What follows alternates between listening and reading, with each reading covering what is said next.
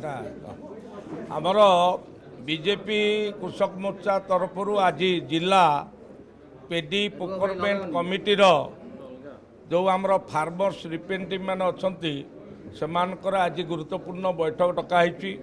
ରାଜ୍ୟରେ କିଭଳି ଭାବରେ ସ୍ୱଚ୍ଛତାର ସହିତ ଧାନ କିଣା କାରବାର ଚାଲିବ, ଚାଷୀ ତାର ଧାନ ବିକିବ, କଟନୀ ଛଟନୀ କିଭଳି ଭାବରେ ବନ୍ଦ ହେବ, ମିଲରମାନଙ୍କର ଦାଦାଗିରି ବନ୍ଦ ହେବ, ସ୍ୱଚ୍ଛତାର ସହିତ ଧାନ କିଣା କାରବାର ହେଇ ଚାଷୀ 48 ଘଣ୍ଟା ଭିତରେ ତାର କିଭଳି ଭାବରେ ପ୍ରାପ୍ୟ ପାଇବ ସେ ବିଷୟକୁ ନେଇକି ଆଜି ଆମର ଗୁରୁତ୍ୱପୂର୍ଣ୍ଣ ବୈଠକ ଏବଂ ଏ ବୈଠକରେ ଆଜି ନିଷ୍ପତ୍ତି ହେଇଛି।